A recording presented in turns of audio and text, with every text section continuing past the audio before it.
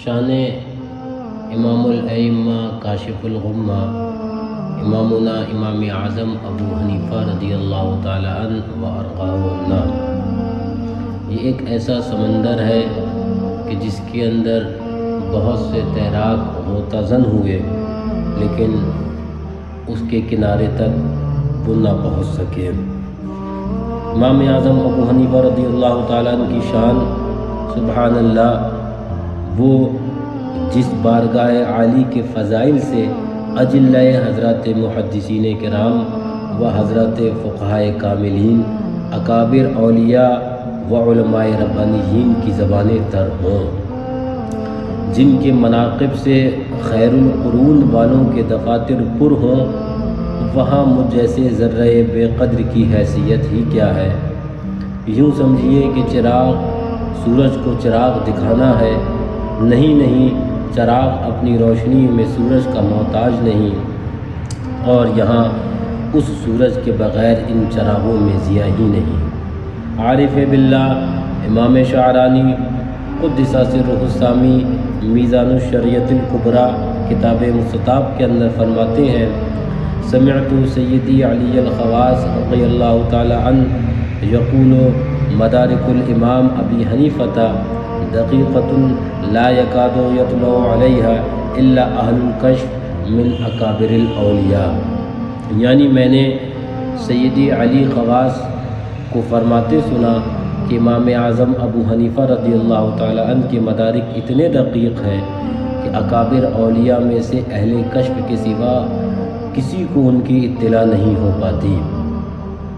تو جب اکابر اولیاء میں سے اہل کشف کے سوا کسی کو ان کی اطلاع، ان مراتب اور ان مناصب کی اطلاع نہیں ہو پاتی، تو ہم اور مجھ جیسے ذرہ بے قدری کی کیا حیثیت کہ ان کے مراتب یا مناقب کو بیان کرے۔ یہ تو محض اس لیے کہ ان کی بارگاہ سے کچھ فیوز و برکات کی چھینٹیں حاصل ہوں، اس نیت کے ساتھ ان کا ذکر کرتے ہیں۔ وہ شان امام اعظم ابو حنیفہ رضی اللہ تعالیٰ عنہ کی کہ سرکار دو عالم رسالت مآب صلی اللہ تعالیٰ علیہ وبارک وسلم فرماتے ہیں کہ اس حدیث کو حضرت سیدنا ابو ہریرہ رضی اللہ تعالیٰ عنہ سے مروی، قد اخرج الشیخان عن ابی ہریرہ رضی اللہ تعالیٰ عنہ ان النبی صلی اللہ تعالیٰ علیہ وبارک وسلم قال لو كان العلم عند ثریا لتناولہ رجال من ابناء فارس۔ یعنی اگر علم ثریا کے پاس بھی ہوگا، یعنی علم اگر ثریا ستارے کے پاس بھی ہوگا تو یقیناً لے لیں گے اس کو چند مرد ابناء فارس کے، یعنی امام اعظم اور تلامذہ امام اعظم ابو حنیفہ رضی اللہ تعالی عنہ۔ حضرت علامہ ملا علی قاری علی رحمۃ الباری اسی حدیث پاک کے تحت فرماتے ہیں، وَمِنَ الْمَعْلُومِ عِنْدَ الْعَرَبِ وَالْعَجَمِ أَنَّ أَحَدًا مِنْ هَذِهِ الطَّائِفَةِ لَمْ يَصِلْ إِلَى مَرْتَبَةِ الْإِجْتِهَادِ حَتَّى يَكُونَ إِمَامُ الْأَئِمَّةِ إِلَّا أَبَا حَنِيفَةَ رضي الله تعالى عنه۔ وَلِهَذَا قَالَ الْحَافِظُ السُّيُوطِي الشافعی هذا الحدیث اصل صحیح یعتمد علیہ فی البشارہ بأبی حنیفہ وفی الفضیلۃ التامہ الی آخرہ۔ یعنی خوب ظاہر و باہر ہے کہ عرب و عجم میں سب پر روشن ہے کہ اس گروہ تابعین میں کوئی شخص اس شان سے مرتبہ اجتہاد پر فائز نہ ہوا کہ وہ امام الائمہ مانا جاتا۔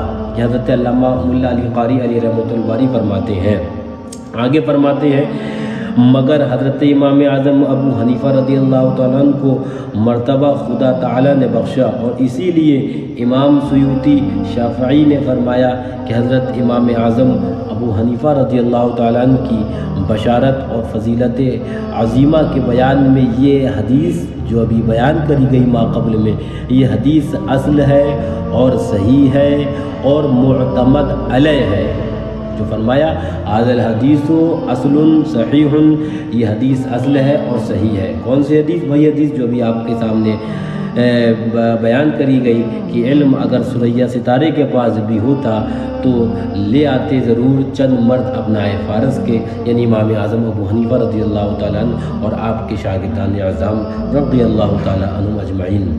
اور ساتھ ہی حضور اکرم صلی اللہ تعالیٰ علیہ وسلم کے اس عموم ارشاد میں داخل ہے امام اعظم ابو حنیفہ رضی اللہ تعالیٰ عنہ کہ بہتر زمانوں میں میرا زمانہ ہے، پھر ان کا زمانہ جو ان کے بعد ہوں گے۔ تو امام اعظم ابو حنیفہ رضی اللہ تعالیٰ عنہ سب اماموں میں فضیلت عظمیٰ مرتبہ تابعی ہونے میں خاص مختص ہے، اور آپ کے سوا تو آپ کے سوا ائمہ مجتہدین میں سے کوئی اور تابعی نہ ہوا۔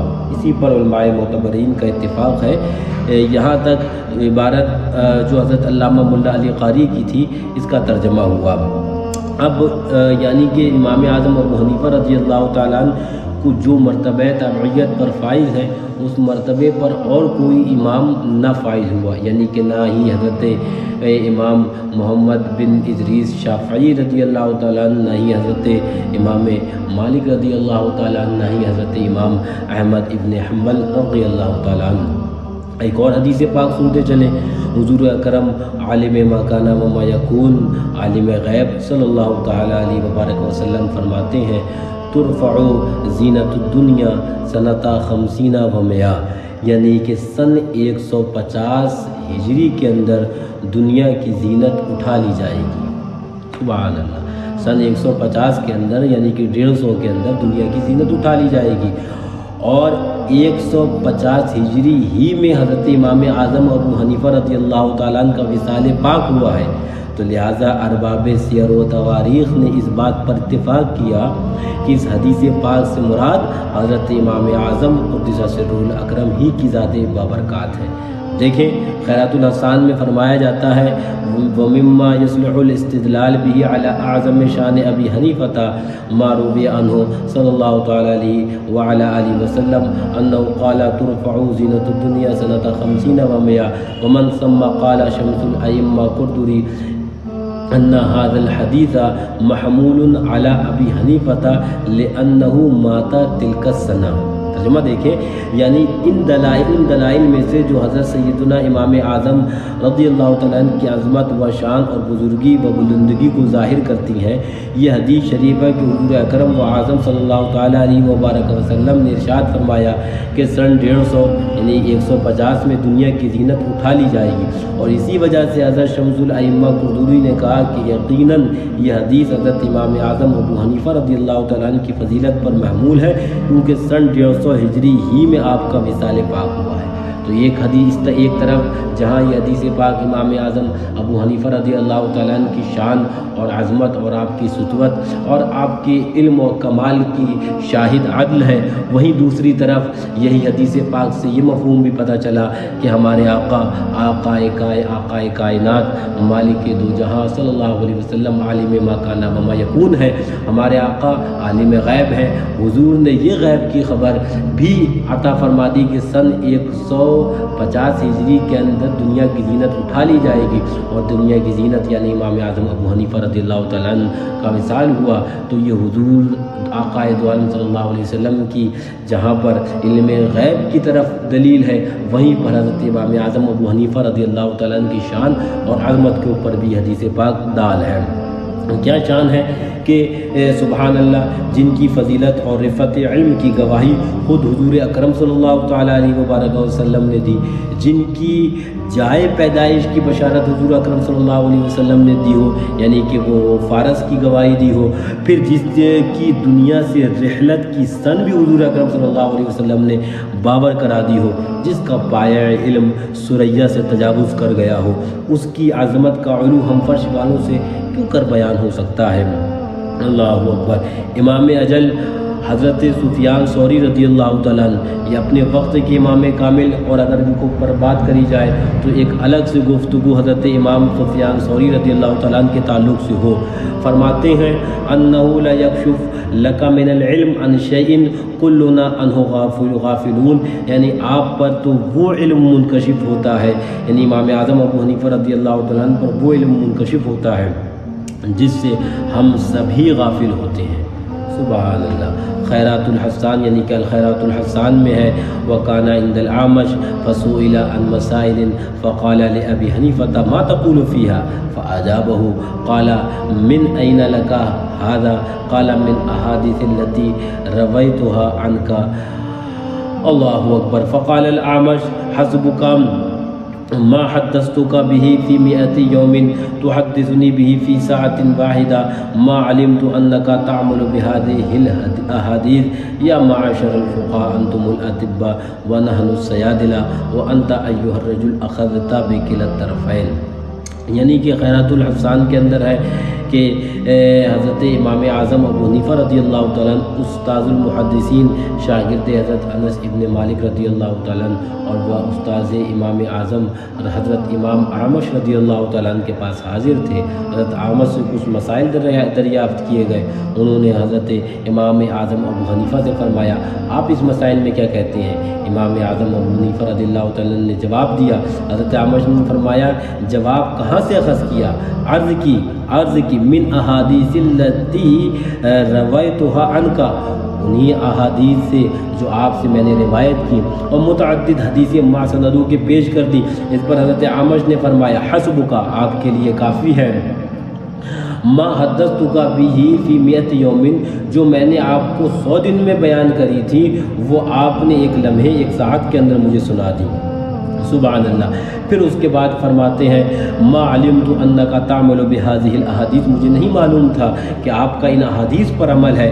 اور اس کے آگے فرماتے ہیں یا معاشر الفقہاء، گروہ فقہا کی طرف متوجہ ہو کر، یا معاشر الفقہا، اے گروہ فقہا، انتم الاطباء، تم لوگ طبیب ہو، ونحن الصیادلہ، اور ہم لوگ دوا فروش ہیں.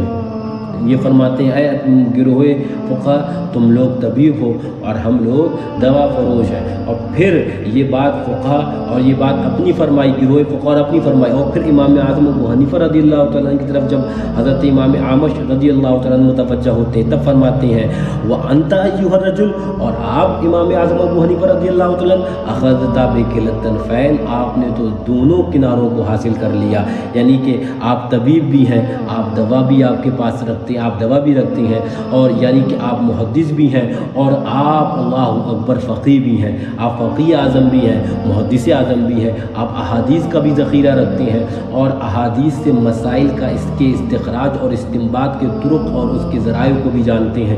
کس حدیث سے کون سا حدیث پاک سے کون سا مسئلہ نکلتا ہے.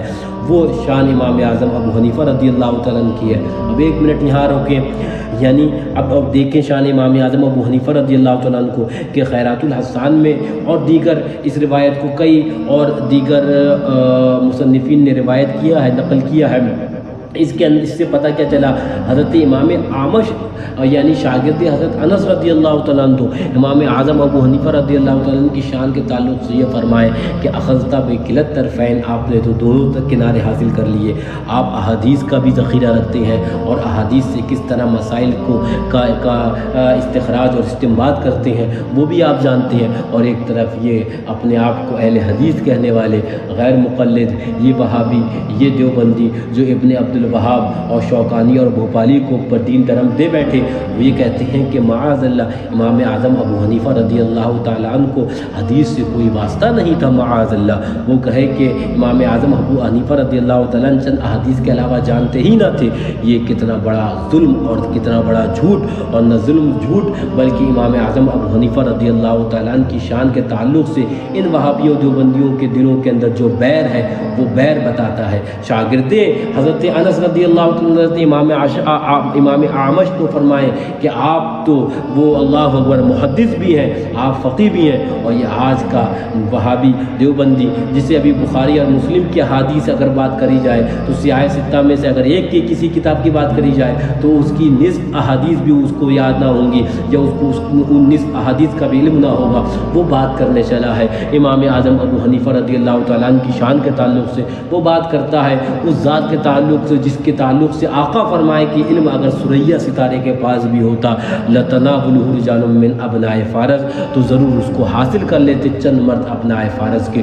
وہ شان جن کی شان کے تعلق کی گواہی، جن کی شان کی گواہی خود حدیث پاک دے، اس کے تعلق سے یہ وہابی اور دیوبندی اللہ اکبر ایسی عظیم توہینیں کرنے۔ تو حقیقت یہ ہے، بات سچائی یہ ہے کہ وہ وہابی اور دیوبندی جن کے دلوں کے اندر عقائد و عالم سید الاکرم صلی اللہ تعالیٰ علیہ وبارک وسلم کی جن کے دلوں کے اندر آقا کی محبت نہ ہو بلکہ آقا کی عداوت بھری پڑی ہو، اس دل کے اندر آقا کے ایک جانثار، آقا کے دین کے خادم حضرت امام اعظم ابو حنیفہ رضی اللہ تعالیٰ عنہ کی عظمت اور شوکت کیوں کرا سکتی ہے۔ خیر آگے بڑھیے، امام اعظم ابو حنیفہ رضی اللہ تعالیٰ عنہ اور میں اور آپ ہی کیا بلکہ میں آپ کو چند اللہ اکبر وہ اکابر اور اکابر میں بھی وہ جو اکابر کے بڑوں کے بڑے ہیں، وہ جو اچھوں کے اچھوں ہیں، وہ جو اماموں کے امام ہیں، یعنی کہ حضرت سیدنا امام محمد بن ادریس شافعی یعنی امام شافعی رضی اللہ تعالیٰ عنہ۔ دیکھیے کون امام شافعی رضی اللہ تعالیٰ عنہ؟ تبییض الصحیفہ کے اندر ہے کہ ان النبی صلی اللہ علیہ وبارک وسلم، نبی کریم صلی اللہ علیہ وسلم نے امام شافعی رضی اللہ تعالیٰ عنہ کے تعلق سے بشارت دی حدیث پاک میں، اور آقا نے فرمایا اللہ تسبوا قریشا فإن عالمها يملأ الارض علما، کہ قریش کو برا نہ کہو اس لیے کہ ان کا عالم علم سے زمین کو بھر دے گا۔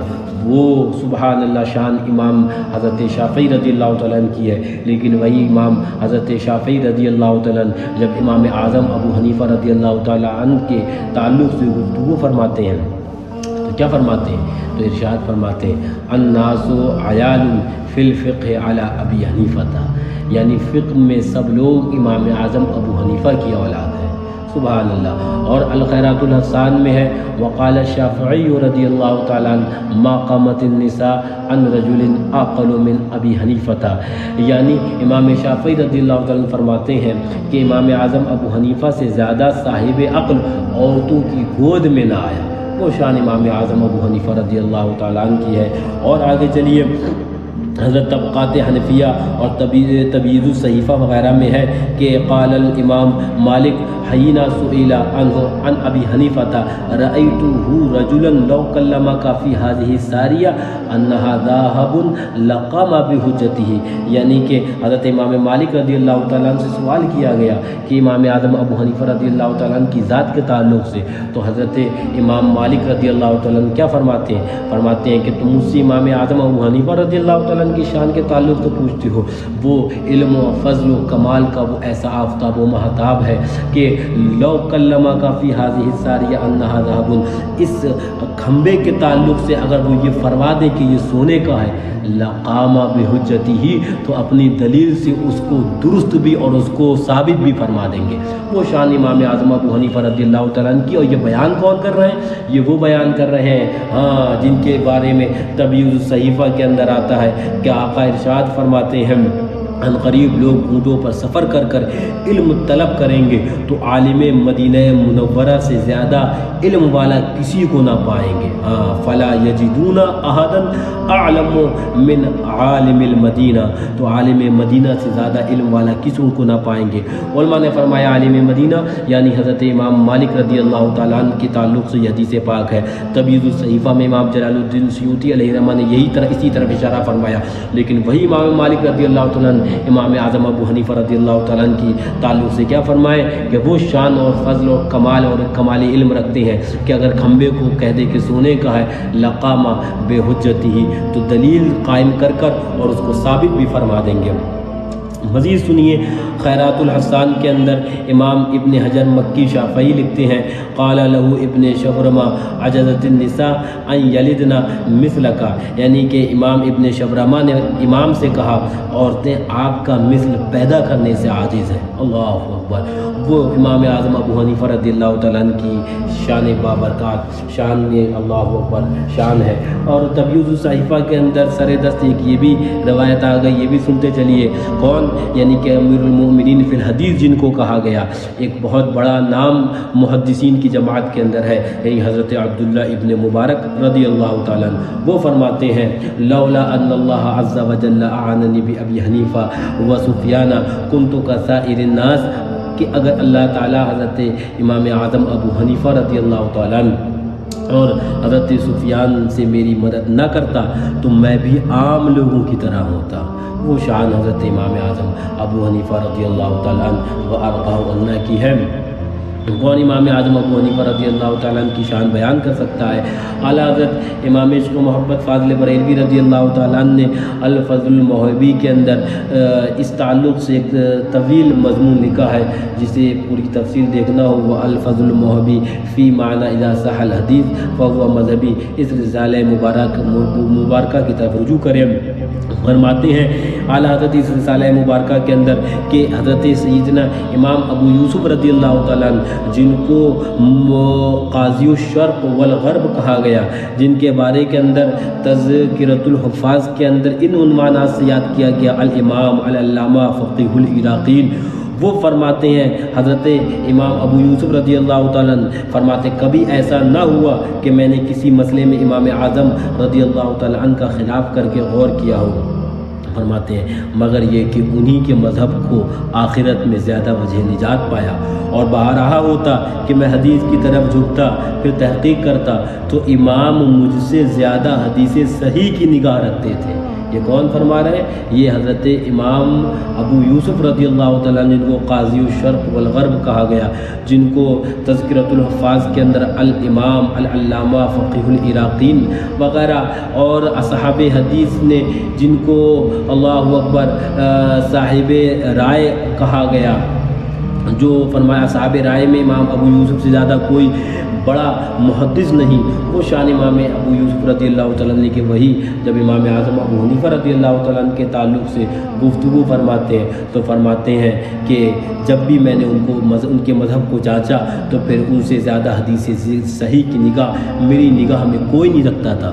سبحان اللہ۔ اور سنیے فرمایا گیا کہ امام اعظم ابو حنیفہ رضی اللہ تعالیٰ عنہ دیگر فضائل اور دیگر مراتب کے علاوہ مرتبہ تعبیریت پر بھی فائد المرام تھے۔ ابتدائی سخن کے اندر اس تعلق سے گفتگو ہوئی، سنیے یہ تبیض الصحیفہ کے اندر قال ابن حجر لأنه ولد بالکوفہ سنۃ 80 من الہجرہ وبها یومئذ من الصحابة عبداللہ ابن ابی اوفا فإنه مات بعد ذلك بالاتفاق وبالبصرة يومئذ أنس بن مالك ومات سنة 90 أو بعدها وقد أورد ابن سعد بسند لا بأس به أن أبا حنيفة رأى أنسا وكان غير هذين من الصحابة بالبلاد أحياء فهو من طبقة التابعين ولم يثبت ذلك لأحد من أئمة الأمصار المعاصرين له۔ یہ تبیض الصحیفہ کی عبارت ہے۔ ترجمہ دیکھیں اس کا، یعنی امام ابن حجر نے کہا کہ امام اعظم ابو حنیفہ کوفہ میں 80 ہجری میں پیدا ہوئے، یعنی کہ سن 80 ہجری میں پیدا ہوئے، اور اس وقت کوفہ میں صحابہ میں حضرت عبداللہ ابن ابی اوفا رضی اللہ عنہ اور موجود تھے، اور انہوں نے ان کے بعد انتقال فرمایا، اس پر اتفاق ہے۔ اور بصرہ میں صحابہ میں حضرت انس ابن مالک رضی اللہ تعالیٰ عنہ موجود تھے۔ آپ کا وصال سن 90 ہجری میں ہوا یا اس کے بعد، یعنی کہ امام اعظم ابو حنیفہ رضی اللہ تعالیٰ عنہ سن 80 میں آپ کو پیدا ہوئے، اور حضرت انس ابن مالک رضی اللہ تعالیٰ عنہ سن 90 ہجری کے اندر آپ کا وصال ہوا، یعنی کہ 10 سال امام اعظم ابو حنیفہ رضی اللہ تعالیٰ عنہ کی ولادت کے بعد آپ کا وصال ہوا۔ اور یقیناً ابن سعد نے ایسی سند سے بیان کیا جس میں کوئی شک نہیں کہ بے شک حضرت امام اعظم ابو حنیفہ رضی اللہ تعالیٰ عنہ حضرت انس رضی اللہ تعالیٰ عنہ کو دیکھا، اور ان دو حضرات صحابہ کے علاوہ اور حضرات صحابہ سے بھی اور شہروں میں موجود، اور حضرات صحابہ بھی اور شہروں میں موجود تھے۔ تو حضرت امام اعظم ابو حنیفہ رضی اللہ تعالیٰ عنہ مرتبہ تابعیت یعنی البتہ تابعین سے ہیں، اور یہ شرف و فضل آپ کے ہم زمانہ اماموں میں سے کسی کے لیے ثابت نہ ہوا۔ یہ ترجمہ دیکھیے، اس عبارت کا ترجمہ ہے وَلَمْ يَثْبُتْ ذَلِكَ لِأَحَدٍ مِّنْ أَئِمَّةِ الْأَمْصَارِ الْمُعَاصِرِينَ لَهُ، یعنی کہ اور یہ شرف و فضل آپ کے ہم زمانہ اماموں میں سے کسی کے لیے ثابت نہ ہوا۔ مرتبہ تابعیت میں چاروں اماموں میں جو فائز ہیں وہ امام اعظم ابو حنیفہ رضی اللہ تعالیٰ عنہ ہے۔ اللہ اکبر۔ لیکن اس سب پر مستضاد دیکھیے کہ زہد و ورع، تقوی و طہارت کا یہ عالم کہ 40 سال عشاء کے وضو سے فجر کی نماز ادا فرمائی۔ پوری رات قرآن پاک کی تلاوت میں مشغول رہتے، بلکہ ایک ہی رکعت میں قرآن پاک مکمل فرماتے، اور راتوں میں جب خشیت الہی سے گریہ وزاری فرماتے تو آس پڑوس کے افراد جمع ہو جاتے۔ جس جگہ و مقام پر انتقال فرمایا اس جگہ 70,000 بار قرآن پاک ختم فرمایا تھا۔ اللہ اکبر، اللہ اکبر۔ تبھی جو صحیفہ میں دیکھیے صلی ابو حنیفہ فی ما حفظ علیہ صلاۃ الفجر بے وضوء العشاء 40 سنہ، یعنی کہ فجر کی نماز عشاء کے وضو سے 40 سال تک امام اعظم ابو حنیفہ رضی اللہ تعالیٰ نے ادا فرمائی۔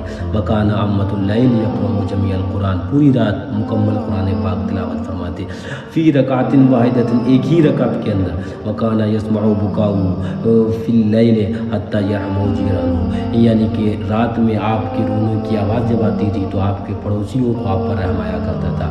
وحفظ عنہ انہ ختم القرآن فی موضع الذی توفی فی 70,000 مرہ، یعنی کہ یہ بات بھی لوگوں کو یاد ہے کہ جس جگہ آپ نے وصال فرمایا اس جگہ آپ نے 70,000 مرتبہ قرآن پاک ختم فرمایا تھا۔ وہ شان امام اعظم ابو حنیفہ رضی اللہ تعالیٰ عنہ کی ہے۔ اعلیٰ حضرت فاضل بریلوی رضی اللہ تعالیٰ عنہ بولے، کیسے آقاؤں کا بندہ ہوں رضا، بول بالے میری سرکاروں کے، کیا مہکتے ہیں مہکنے والے، بو کے چلتے ہیں بھٹکنے والے۔ ہاں ہم تو انہی کی بو اور انہی کی خوشبو کو سونگتے ہوئے ان کے مقلد ہو کر انہی کے راستے پر چل نکلے تو انشاءاللہ ہم صراط مستقیم پر ہیں اور منزل مقصود تک پہنچ جائیں گے۔ اب آگے چلیے، امام اعظم ابو حنیفہ رضی اللہ تعالیٰ عنہ کی یہ شان و عظمت و سطوت، اللہ اکبر۔ اور امام اعظم ابو حنیفہ رضی اللہ تعالیٰ عنہ وہ شان کہ جس کا بیان کون کر سکتا ہے، لیکن وہ وہابیہ غیر مقلدین دیکھیں جو ابن تیمیہ و ابن قیم، ابن عبد الوہاب نجدی اور شوکانی بھوپالی ثناء اللہ کو دین درہم دے بیٹھے اور غیر مقلدیت کا شور مچاتے ہوئے ان کے ایسے زبردست مقلد ہوئے کہ دم بھر بھی ان کے دام تصویر سے چھٹکارا نہیں ہے۔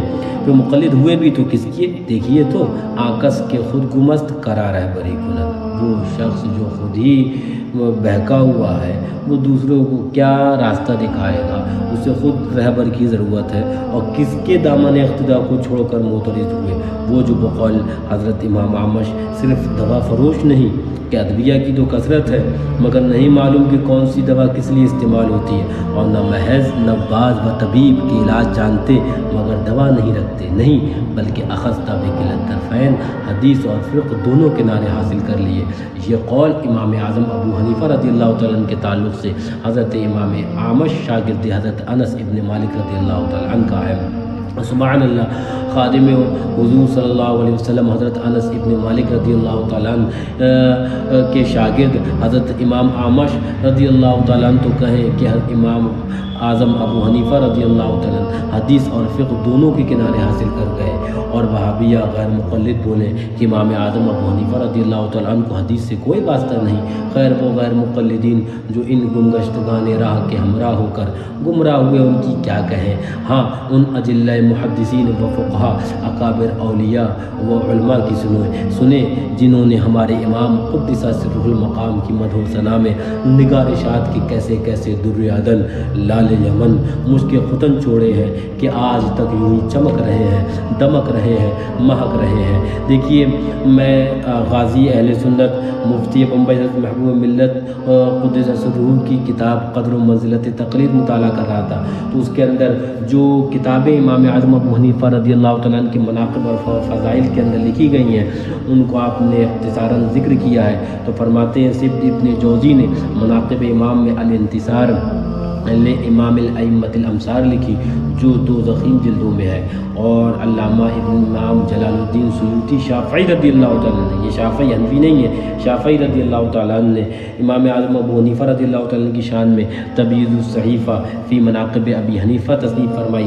جس کے اکثر حوالے ابھی آپ کے سامنے میں نے پیش بھی کیے تصنیف۔ اور علامہ ابن حجر نے الخیرات الحسان فی مناقب الامام الاعظم ابی حنیفہ النعمان تحریر فرمائی، اس کے بھی اقتباسات میں نے ابھی ماقبل میں بہت سے آپ کے سامنے پیش کیے. اور علامہ یوسف بن عبد الباری حنبلی نے مجلد کبیر میں حضرت امام اعظم رضی اللہ تعالیٰ عنہ کے فضائل بیان کیے اور اس کا نام رکھا تنویر الصحیفہ فی مناقب الامام ابی حنیفہ. اور جار اللہ زمخشری نے شقائق النعمان فی مناقب النعمان، اور شیخ محی الدین حنبلی نے، یہ حنبلی امام ہے، البستان فی مناقب النعمان، اور علامہ ابن کاس نے تحفۃ السلطان فی مناقب النعمان، اور امام ابو جعفر امام مزنی شافعی کے بھانجے نے وقود الجمان فی مناقب النعمان جیسی ذیشان کتابیں تصنیف فرمائی.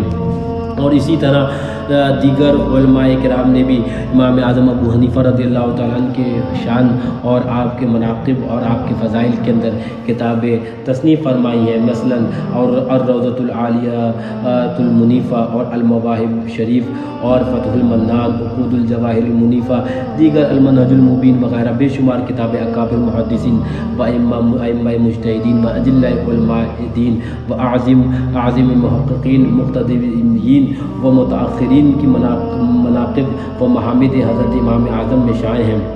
اور یہ فضائل و مناقب و محامد ان حضرات نے سند صحیح کے ساتھ بیان فرمائے ہیں. فالحمدللہ رب العالمین. اب آپ دیکھیے امام اعظم ابو حنیفہ رضی اللہ تعالیٰ عنہ کی شان، لیکن اب آپ دیکھیے کہ وصال کے اسباب بیان کرتے ہوئے یہی کتاب الخیرات الحسان کے اندر حضرت علامہ ابن حجر مکی رضی اللہ تعالیٰ عنہ بیان فرماتے ہیں. یاد رہے کہ امام اعظم ابو حنیفہ رضی اللہ تعالیٰ عنہ کا وصال پاک 2 شعبان المعظم کو ہوا ہے. 2 شعبان المعظم کے اندر، اور سن 150 ہجری، وہ تو آپ نے سنی لی. آقا نے بیان فرمایا تھا کہ سن 150 ہجری کے اندر دنیا کی زینت اٹھا لی جائے گی، تو سن 150 ہجری کے اندر اور 2 شعبان المعظم آپ نے وصال فرمایا. لیکن اسباب بیان کرتے ہوئے علامہ ابن حجر مکی الخیرات الحسان میں بیان فرماتے ہیں ان المنصور طلبہ للقضاء، کہ خلیفہ منصور نے آپ کو قضاء کے لیے یعنی کہ قاضی بنانے کے لیے طلب فرمایا. اور صرف قاضی نہیں بلکہ عہدۂ قضاء کے لیے طلب کیا، اور اس کی خواہش تھی کہ جملہ قضاۃ اسلام آپ کے ماتحت ہو، مگر آپ نے انکار فرمایا. الخیرات الحسان کا میں ترجمہ پیش کروں، سنیے. آپ نے انکار فرمایا. اس پر اس نے قسم کھائی، اور سخت قسم کھائی کہ اگر آپ اسے قبول نہ فرمائیں گے تو میں آپ کو قید کر دوں گا، اور کہلا بھیجا کہ اگر قید سے رہائی چاہتے ہیں تو عہدۂ قضاء قبول کیجیے. اور امام اعظم ابو حنیفہ رضی اللہ عنہ کو قید کیا. آپ انکار فرماتے رہے. جب آپ نے انکار شدید کیا، خلیفہ نے حکم دیا کہ آپ قید سے باہر لائے جائیں، اور ہر روز 10 کوڑے مارے جائیں، اور بازاروں میں ان کی تشہیر ہو.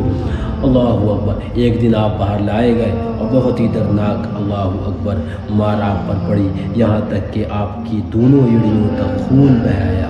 اسی طرح سر بازار آپ کی تشہیر کی گئی. پھر قید خانہ واپس بھیجے گئے، اور کھانے پینے میں نہایت ہی تنگی کی گئی. اسی طرح دوسرے تیسرے دن بھی ہوا. یوں ہی 10 روز تک برابر ہوتا رہا. تب آپ اللہ اکبر بارگاہ الہی میں آپ گریہ وزاری فرمائی، اور اس کے بعد بارگاہ الہی میں آپ نے دعا کی. اس کے 5ویں دن آپ نے داعی اجل کو لبیک کہا، انا للہ و انا الیہ راجعون، یعنی کہ 10 روز اور اس کے دعا کے 5 روز یعنی 15 دن آپ کی جیل کی سخت صعوبتیں برداشت کرنے کے بعد داعی اجل کو لبیک کہا. اللہ اکبر. یہاں تک یہ ترجمہ الخیرات الحسان کا میں نے پیش کیا آپ کے سامنے کہ آپ یہ تو دیکھیے، آپ خلیفہ وقت کے ذریعے دیے گئے تمام بلاد اسلامیہ کی قضاءت کا عہدہ ٹھکرا دیا، جس کے بدلے میں ظلم و ستم سہے، کھانا پینا بند ہوا، یہاں تک کہ جان چاند آفری کے سپرد فرمائی. اور ایک ذرا حقیقت کی جھروکے سے، حقیقت کی آئینے سے حالات حاضرہ کو بھی تو دیکھیں کہ اس سے کئی ہلکے عہدے کے حصول کے لیے کیسے کیسے ناگفتہ بے حالات ہیں. شہری، صوبائی اور ملکی قاضی بننے کے لیے کیا کیا اختلافات نہیں ہوئے اور نہیں ہو رہے ہیں، بلکہ بعض مقامات پر تو ایک ہی علاقے میں 2 یا اس سے زیادہ قاضی رونما ہوئے اور قوم اختلافات کی آگ میں جھلس گئی. خیر، یہ ایک ایسا موضوع ہے کہ اگر خواہی سلامت برکنار. چلیے امام اعظم ابو حنیفہ رضی اللہ تعالیٰ عنہ کی ذات کی طرف لوٹتے ہیں. والعود احمد فرمایا جاتا ہے الخیرات الاحسان میں ہے لما احس بالموت، آپ نے جب احساس فرمایا کہ موت کا وقت اب قریب ہو چکا ہے، سجد فخرجت نفسہ وہو ساجد، تو آپ نے فوراً سجدہ فرمایا، فخرجت نفسہ وہو ساجد، حالت سجدہ ہی کے اندر آپ کی روح پرواز کر گئی۔ سبحان اللہ، کیسے آقا ان کا بندہ ہوں رضا، بول بالے میری سرکاروں کے، کیا مہکتے ہیں مہکنے والے، بو پہ چلتے ہیں بھٹکنے والے۔ آپ قابل غور ہے کہ شہزادہ رسول جگر گوشہ بطول شہنشاہ نوجوان جنا امام حسین امام علی مقام صلوات اللہ تعالی وسلامہ علی جدہ الکریم وعلیہ کا کیسا فیض خاص تھا کہ مقام وفات بھی کوفہ ہے، ظلم و ستم بھی سہے، کھانا پینا بھی بند ہے، پھر حالت سجدہ ہی میں انتقال فرمایا۔ الخیرات الاحسان ہی کے اندر ہے لما دفن ابو حنیفہ سمع صوتا فی اللیل ثلاث لیال یقول، جب آپ کو دفن کیا گیا تو 3 دنوں تک آواز سنی گئی اور کہنے والا یہ کہتا تھا ذهب الفقه فلا فقه لكم فاتقوا الله وكونوا خلفا مات نعمان فمن هذا الذي يحيي الليل اذا ما سجفا، کہ فقہ جاتا رہا، اب تمہارے لیے فقہ نہیں، تو اللہ تعالیٰ سے ڈرو اور اس کے خلف بنو۔ امام ابو حنیفہ نے انتقال کیا، تو کون ہے اس رتبے کا جو شب کو عبادت کرتا ہو جب تاریک ہو جائے؟ وہ شان امام اعظم ابو حنیفہ رضی اللہ تعالیٰ عنہ کی ہے، اور اللہ تبارک و تعالیٰ ہمیں انہی کے مذہب مہذب یعنی کہ ہمیں مذہب حنفی اور ہمیں انہی کے راستے پر چلنے کی توفیق عطا فرمائے، ایمان پر زندگی، ایمان پر حسن خاتمہ بالخیر عطا فرمائے۔ مولا تبارک و تعالیٰ اپنے حبیب شافع محشر صلی اللہ تعالیٰ علیہ وبارک وسلم کے صدقہ و توفیل ہمیں اپنے امام کے طریقے پر چلنے کی توفیق عطا فرمائے، مذہب حنفیہ اور مسلک رضویہ یعنی مسلک اعلیٰ حضرت کا پابند بنائے، اور انہی کے زمرے میں روز قیامت ہمارا حشر فرمائے۔ وَيَرْحَمُ اللَّهُ عَبْدًا قَالَ آمین۔